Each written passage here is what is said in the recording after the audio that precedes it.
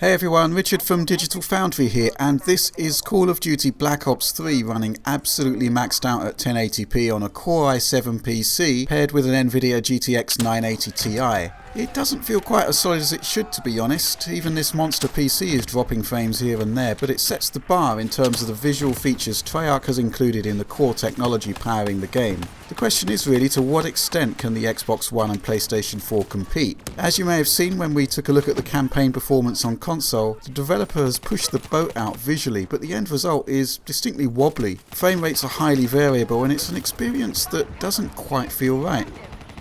So, one of the key differences between console and PC concerns dynamic resolution. The console versions shift between 1080p in cutscenes to a shifting pixel count during gameplay. Watch closely in these scenes as we transition from cutscene to gameplay and you'll see the sudden reduction in quality. PS4 retains 1080 lines while Xbox One drops to 900, but in both cases it's the horizontal resolution that changes. This doesn't happen on PC where resolution is fixed. This can have some strange consequences to image quality, as seen here on this character model where Xbox One doesn't seem to be utilising the highest quality textures as it should be. So what about textures and geometry, or mesh detail as it's called in the PC settings? By and large, these are pretty much identical between all three platforms, although there are some small changes. Look at the ground textures here on consoles and compare them to the PC. Obviously the PC's extra setting is indeed providing something extra here. Ramping up PC to max also allows for higher quality texture filtering too, so more detail is retained when art is viewed at oblique angles.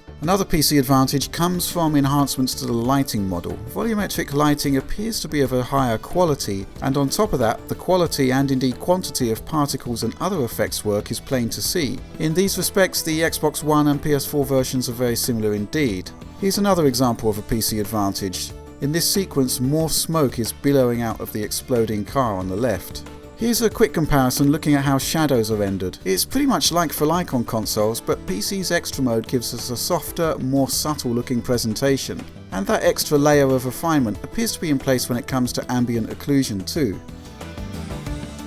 Next up, let's take a look at motion blur. In last year's Advanced Warfare, Sledgehammer actually turned off these effects during gameplay, and that's a bit of a shame as the engine's implementation of this effect is quite remarkable. It's fully reinstated in the Black Ops campaign and looks superb, but we do wonder whether the effect may contribute to the performance issues on console. Anyway, that's a quick look at the differences between PC, PS4 and Xbox One versions of Black Ops 3. We'll leave you with some more comparison shots, but please do give us a thumbs up if you enjoyed the vid, and of course subscribe for more Digital Foundry content. Thanks for watching.